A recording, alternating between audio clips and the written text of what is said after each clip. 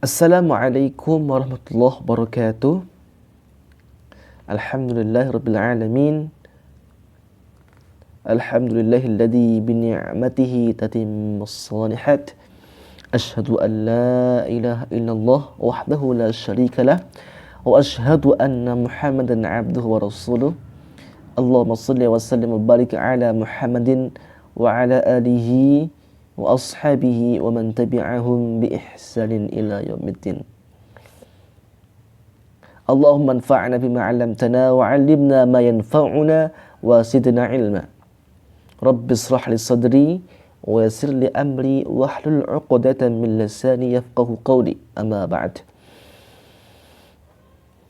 Yang saya hormati Bapak Dr. Abdul Majid MAG selaku dosen pengampu mata kuliah Ilmu Pendidikan Komprehensif, dan teman-teman sekalian yang berbahagia.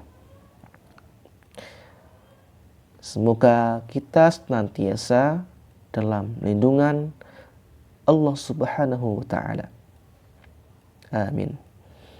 Baik, alhamdulillah pada kesempatan ini saya akan memaparkan sedikit materi tentang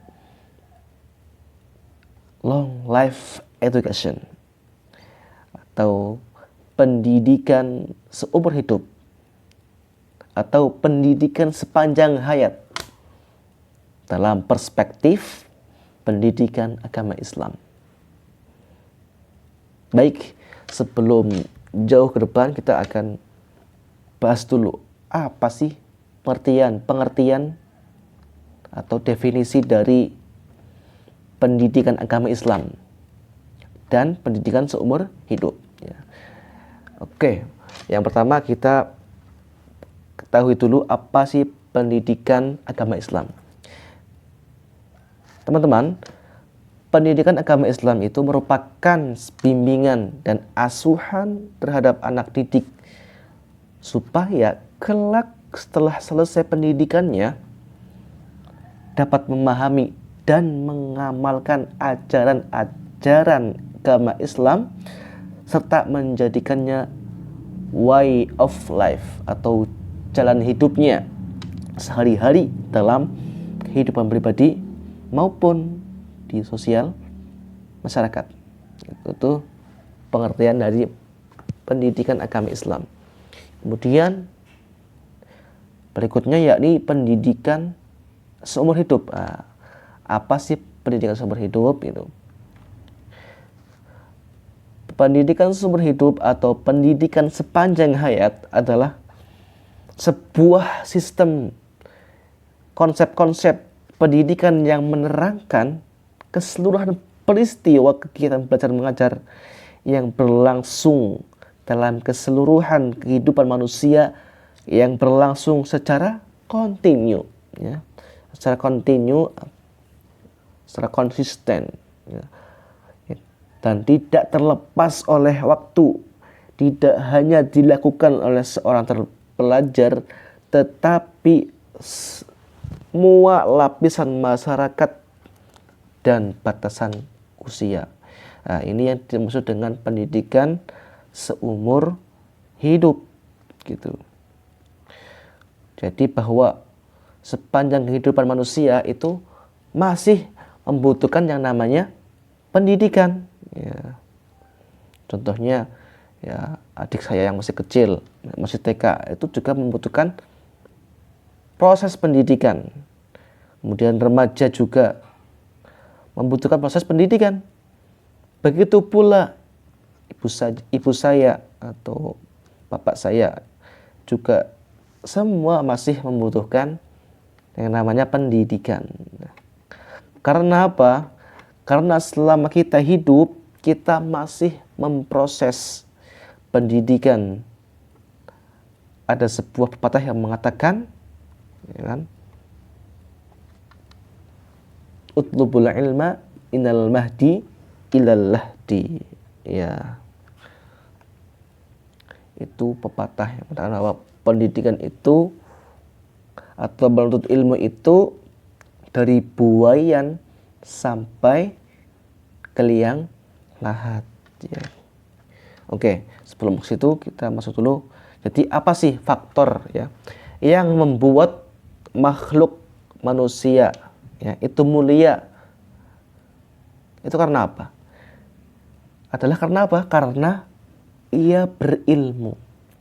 Seperti dalam Al-Quran, Allah Ta'ala berfirman, Yarfa'illahu alladhina amanu minkum walladhina utul ilma darajat.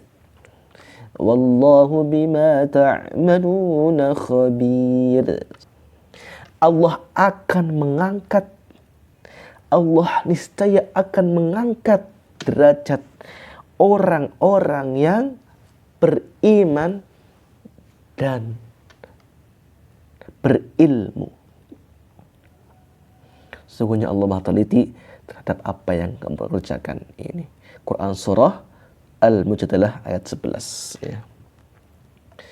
Jadi di sini kita ketahui bahwa begitu pentingnya apa? Ilmu ya.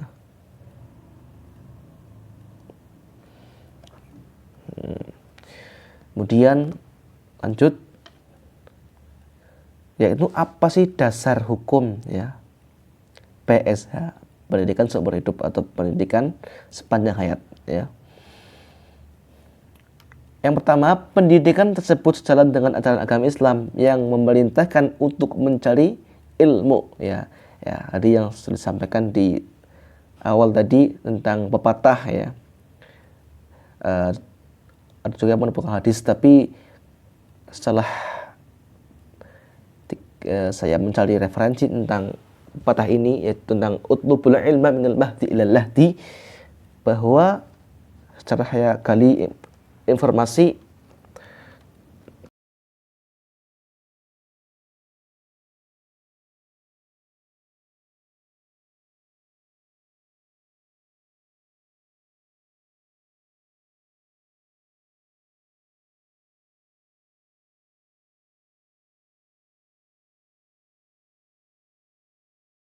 pepatah yang mengatakan utlubul ilma minal mahdi ilal lahdi, itu artinya tuntutlah ilmu mulai dari buayan sampai ke liang lahat ya. Itu menurut ya Syekh Abdul Aziz bin Baz rahimahullah taala berkata, ya ini hadis yang maudhu ya. Nanti utlubul ilma minal mahdi ilal lahdi itu hadis, tapi hadis yang maudhu atau hadis palsu ya menurut para ahli ilmu gitu ya. Akan tetapi apa, maknanya adalah benar ya. Kenapa? Untuk bersungguh-sungguh dalam mencari ilmu ya, agar motivasi kita agar bersungguh-sungguh dalam mencari ilmu, serta agar kita bersemangat dalam menuntut ilmu ya. Jadi hadis yang mengatakan utlubul ilma minal mahdi ilal lahdi itu hadis yang tidak sahih, namun maknanya itu benar gitu.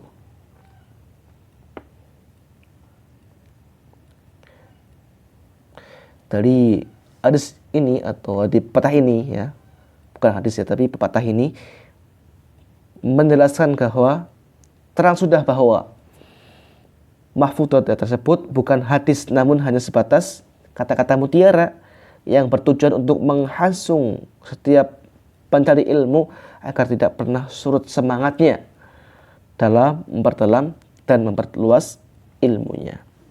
Baik, itu dalil ya atau hukum yang pertama atau dasar hukum pendidikan seumur hidup yang pertama.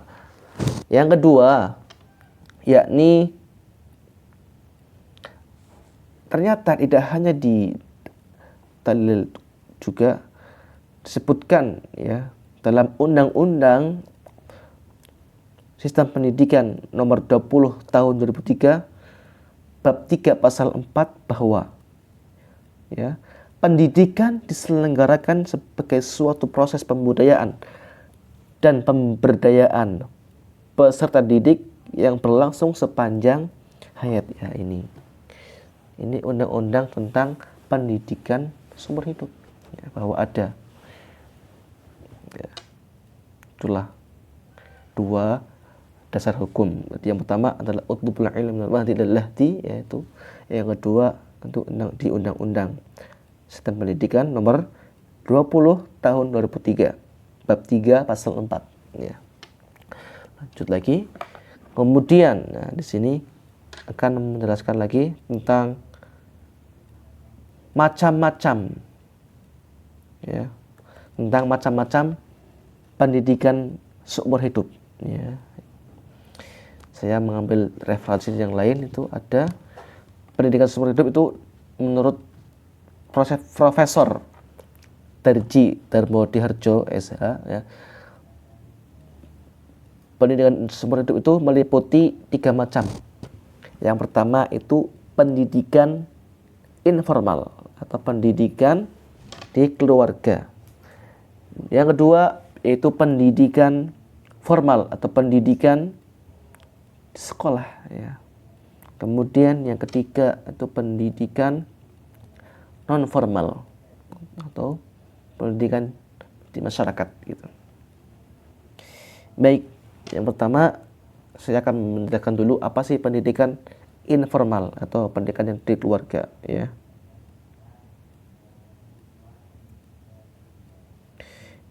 Pendidikan informal atau pendidikan ya di keluarga itu dalam konsep Islam, keluarga merupakan tempat utama dan terpenting bagi seorang manusia dalam proses pendidikan, sekaligus penanggung jawab utama dan pembentukan dan perkembangan manusia ya. Dan keluarga juga adalah pelindung utama pada anak-anaknya ya, baik dalam mendidik akhlak dan keimanannya maupun dalam finansial pendidikannya ya, di lembaga pendidikan yang formal begitu.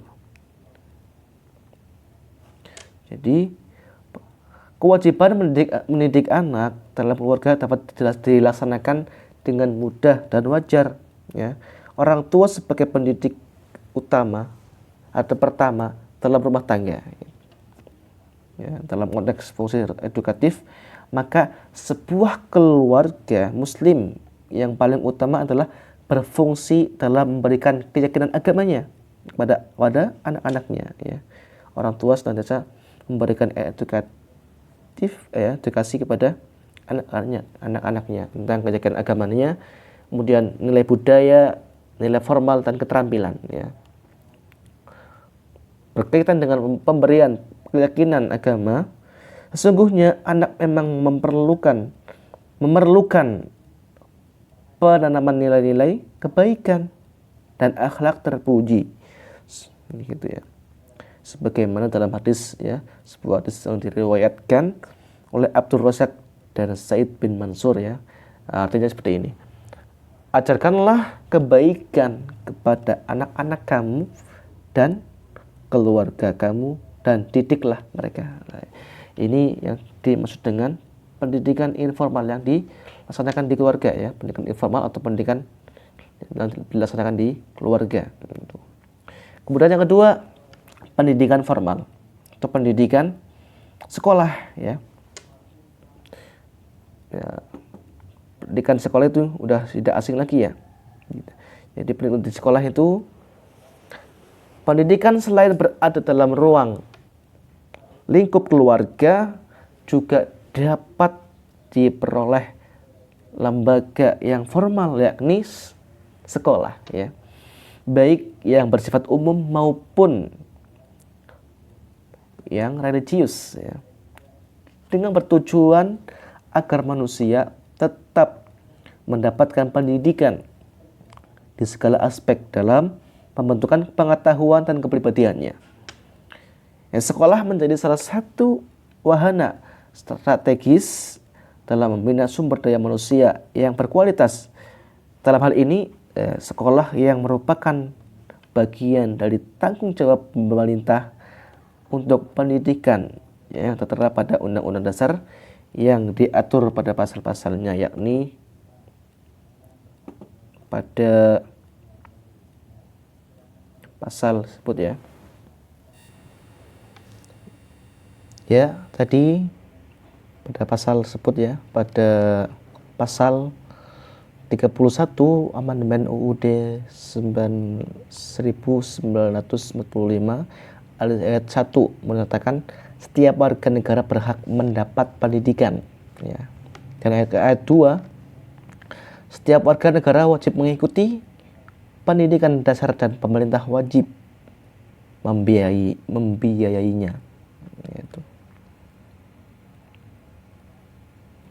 Itu tentang pendidikan formal tadi ya, pendidikan di sekolah. Kemudian lanjut yang ketiga, yakni pendidikan non formal, pendidikan yang dilaksanakan di masyarakat ya. Pendidikan yang berlangsung dalam keluarga, kemudian dilanjutkan dengan pendidikan di berbagai sekolah. Pendidikan juga terdapat ya, juga terdapat di kalangan masyarakat. Artinya proses pendidikan dilaksanakan secara berkesinambungan sepanjang harinya ya. Pada zaman Rasulullah duluan, pendidikan juga dilaksanakan di rumah, di kutab, masjid, dan sufa. Pendidikan yang berlangsung di lingkungan merupakan yang bersifat non formal ya, atau tidak ada ketentuan atau peraturan ya di dalamnya, namun bersifat untuk apa? Menyeru kepada kebaikan ya. Artinya apa? Seperti ketika di masyarakat bahwa ada pendidikan, jadi pendidikan apa? Pendidikan yang ada di masjid, contohnya apa? Ada pengajian dari majelis taklim dan berkumpul dengan organisasi masyarakat yang di rumah di lingkungan kita. Nah, itu merupakan sebuah pendidikan juga ya. Pendidikan yang dilaksanakan di masyarakat atau pendidikan non formal. Itu macam-macam pendidikan ya. Oleh karena itu, pendidikan adalah tanggung jawab kita semuanya ya. Antara keluarga, masyarakat, dan pemerintah ya. Semua ikut andil dalam melaksanakan pendidikan ya. Baik di lingkungan keluarga, baik di masyarakat maupun pemerintah gitu. Lanjut. Sekarang maka pokok dalam pendidikan seumur hidup adalah seluruh individu harus memiliki kesempatan yang sistematik atau terorganisir untuk setiap kesempatan belajar sepanjang hidup mereka. Karena apa? Semua itu bertujuan untuk apa? Pertama, memperoleh keterampilan baru ya. Yang kedua, membangkitkan kemunduran pendidikan sebelumnya ya. Kemudian yang ketiga, meningkatkan keahlian. Yang keempat, meningkatkan pengertian tentang dunia yang mereka tempati. Kemudian yang terakhir, yang kelima, yakni mengembangkan kepribadian mereka ya, mengembangkan kepribadian mereka dan beberapa macam tujuan lainnya.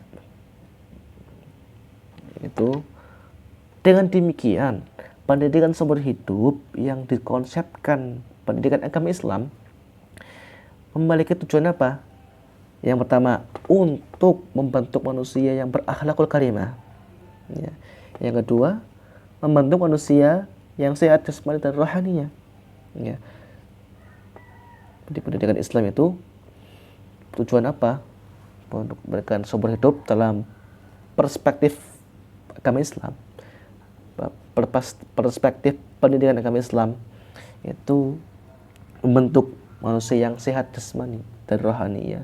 Tidak hanya jasmani saja, tapi rohaninya kita juga dapat ya.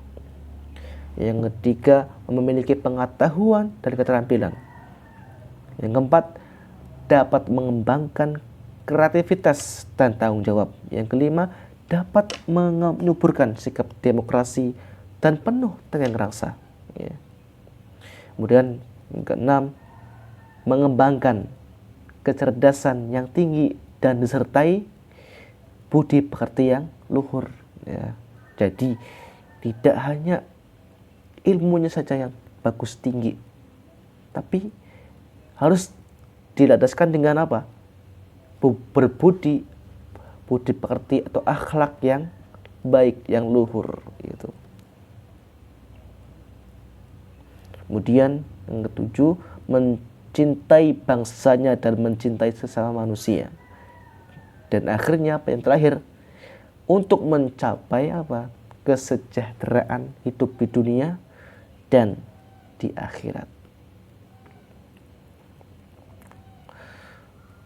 Konsep pendidikan seumur hidup dalam pendidikan agama Islam adalah usaha sadar untuk menyiapkan siswa dalam meyakini, memahami, dan mengamalkan ajaran Islam melalui kegiatan pembimbingan, pengajaran sebagai pandangan hidup sehingga dapat mendatangkan keselamatan di dunia dan di akhirat.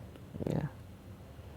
Sedangkan pendidikan agama Islam pada lembaga pendidikan umum adalah sekolah-sekolah yang bernaung di bawah Departemen Pendidikan dan Kebudayaan yang di dalam struktur programnya menempatkan pendidikan agama Islam sebagai sebuah bidang studi.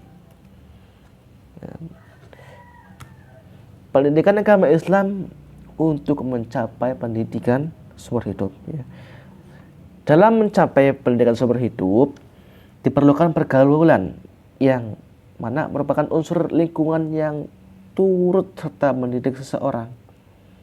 Pergaulan semacam ini dapat terjadi dalam hidup ketika bersama orang tua, nenek, kakek, atau adik dan saudara lainnya dalam sebuah atau suatu keluarga. Kemudian bisa dilakukan dengan berkumpul dengan teman-teman sebaya. Dan juga yang terakhir, bertempat tinggal dalam suatu lingkungan atau kebersamaan di kota, di desa, dan di mana saja kita bergaul. Ya. Jadi maka lingkungan juga merupakan segala sesuatu yang tampak dan terdapat dalam alam kehidupan yang senantiasa berkembang. Jadi salah satu sistem yang memungkinkan proses pendidikan agama Islam berlangsung secara konsisten dan berkesinambungan dalam rangka mencapai tujuan pendidikan sepanjang hayat adalah institusi atau kelembagaan pendidikan Islam. Contohnya apa ya? Lembaga pendidikan yang bernaung dengan agama Islam, yang religius. Contohnya di SDMI atau Madrasah Ibtidaiyah. Kemudian kalau SMP yakni Madrasah Tsanawiyah. Yang ketiga di Aliyah atau SMA ya, yaitu Madrasah Aliyah ya, berbasis dengan pendidikan agama Islam. Dan juga sebuah lembaga pendidikan Islam seperti pondok pesantren khususnya. Itulah. Jadi kesimpulannya yakni pendidikan Islam atau pendidikan agama Islam yakni upaya mendidikan agama Islam atau ajaran Islam dan nilai-nilainya agar apa? Menjadi way of life atau pandangan dan sikap hidup atau jalan hidup seseorang. Gitu. Konsep pendidikan seumur hidup adalah kemampuan yang dimiliki oleh para penanggung jawab pendidikan dalam mendidik anak didiknya karena kemampuan yang dimilikinya. Tanggung jawab pendidikan tersebut antara lain ditanggung oleh orang tua sebagai pendidik rumah tangga, ya ketika di rumah tanggung jawabnya oleh orang tua. Kemudian di guru atau pendidik ya, sebagai penanggung jawab di pendidikan sekolah atau pendidikan formal. Kemudian tokoh-tokoh masyarakat ya sebagai penanggung jawab di dalam masyarakat, dalam ya, tanggung jawab pendidikan dalam masyarakat ya, atau pendidikan apa tadi? Pendidikan pendidikan non formal. Penanggung jawabnya adalah tokoh-tokoh masyarakat di dalamnya. Jadi ketika lingkungan tersebut merupakan rangkaian pendidikan yang terdapat dalam konsep pendidikan seumur hidup ya. Konsep pendidikan agama Islam dalam mencapai pendidikan seumur hidup adalah dengan diperlukannya pergaulan yang merupakan unsur lingkungan yang turut serta mendidik seseorang. Ilmuwan yakni ada Gloria Steinem ya, itu mengatakan pendidikan bukanlah sesuatu yang diperoleh seseorang, tapi pendidikan adalah sebuah proses umur hidup.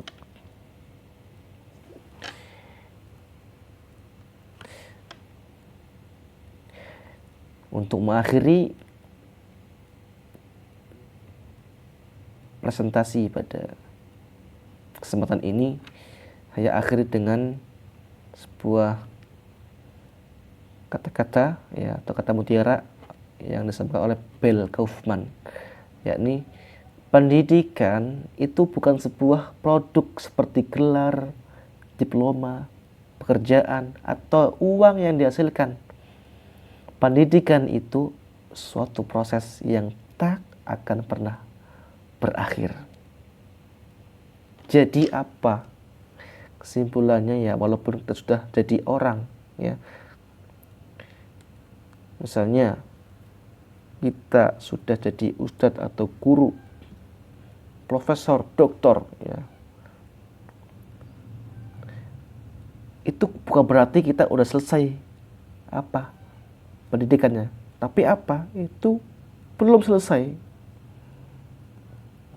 Justru apa, ketika sudah jadi orang, sudah jadi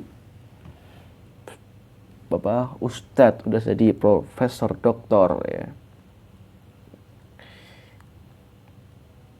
itu bukan berarti kita sudah selesai pendidikannya. Justru apa, harus lebih banyak belajar, ya, karena nanti akan banyak yang dipertanyakan, sampai dikatakan dalam kitab Adabul Alim wal Muta'alim ya, Syekh Hasim Asy'ari menukil para salaf ya, kalau ada orang mengatakan saya senang, tidak butuh belajar lagi, nggak butuh pendidikan lagi, maka jatuh dia langsung jadi orang paling bodohnya manusia. Karena apa? Harusnya semakin banyak belajarnya. Walau sudah lulus ya, nanti udah lulus kita pendidikannya, dapat gelar apapun itu, sudah jadi ustadz ya. Bahkan ya kata Imam Asy-Syafi'i rahimahullahu taala ya, semakin aku tambah ilmu, semakin aku merasa bodoh. Semakin tambah ilmu itu bukan semakin pinter, bukan semakin merasa pinter, tapi apa, semakin merasa bodoh. Kenapa? Ternyata semakin banyak yang tidak diketahui oleh kita. Ibaratnya seperti kita naik gunung ya, semakin tinggi apa, semakin luas ya. Itulah, jadi gak ada batas menuntut ilmu. Ini makna dari utlubul ilma minal mahdi ilal lahdi. Jadi luas ilmu. Mungkin cukup sekian yang bisa saya sampaikan melalui presentasi ini. Kurang dan lebihnya mohon maaf bila ada tutur kata yang salah. Semoga bermanfaat pada kita semuanya. Wallahu a'lam bishawab. Akhirul kalam. Wabillahi taufiq wal hidayah. Wassalamualaikum warahmatullahi wabarakatuh.